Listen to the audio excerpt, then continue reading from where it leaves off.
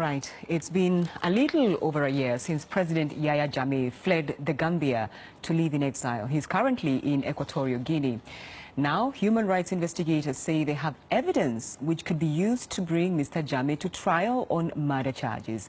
Now, if they succeed, it will be down to the determination of the only survivor of one of the worst massacres of Jammeh's 22 years in power. Alex Duval-Smith traveled to central Ghana to meet him. Here is his story. This cemetery is where Martin Chire's dream is buried. He'd wanted to go to Europe. On the way, in the Gambia, he met with the brutality of Yahya Jammeh's regime. The migrants were accused of being part of a coup plot. In the middle of the night, they were taken to be shot. Only Chire got away. I jumped from the pickup to the forest and I heard a noise at the back there. Who is that? But I did not look back. Started running. And the gunshots and the bullets followed past over where I fell. They threw the torchlight and I heard the guys shouting, God save us, God save us, and the gunshot follows. Jammeh reluctantly left the Gambia after 22 years in power. He fled to Equatorial Guinea. The time I was about to jump from pickup, and I tell the guys, my hand is no more in the rope. I get my hand off and say, it's God who wants to save you, so that you tell the word what Yahya Jammeh have done and how he kills. Martin Chire launched his mission. He travelled hundreds and hundreds of miles around Ghana. He painstakingly traced mothers, widows, brothers and sisters. What's happening in this room today is historic. Martin and the victims' families are for the first time meeting international and local human rights campaigners. Their mission now is to fight for former President Yahya Jammeh to be extradited from Equatorial Guinea to face justice here in Ghana. An investigation by regional body ECOWAS found the migrants were killed by rogue elements. We have new information, and it is clear that the migrants were not killed by rogue elements, but that they were murdered by a paramilitary death squad, the Junglers, that took its orders directly from Yahya Jammeh. 13 years on, Martin Chire has yet to find all the relatives. For what he have done, I want justice on behalf of my friends and me.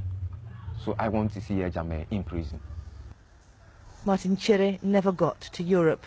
His dream is bigger now, to prove that one citizen's efforts can bring a leader to justice.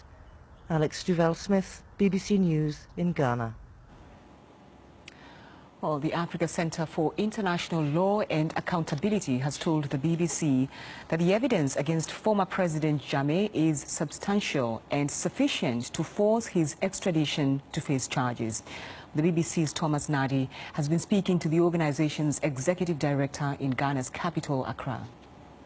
The people who committed these crimes were under direct orders by the President Yahya Jammeh. This is the group that's called the Junglers, and these Junglers take direct orders from Yahya Jammeh. How can you be sure that former President Yahya Jammeh gave the direct orders? The facts and circumstances as narrated by 11 of the officials that were directly involved suggest that when all of these was happening, they were in direct contact with the former President Yahya Jammeh. Has there been any response from the former president? We put out this information today.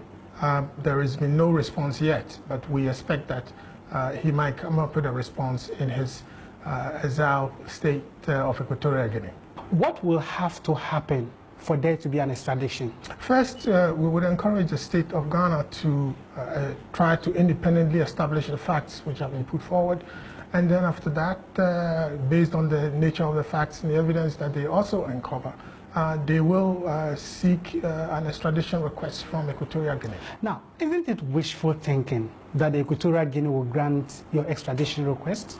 It's a legitimate question, but depending on the law that we are using, and some of this is enforced appearances, also torture was involved. And under the Torture Convention, to which the Equatorial Guinea has ratified, the state of Equatorial Guinea, if an extradition request is sent to them, will be under an obligation under international law to extradite or prosecute.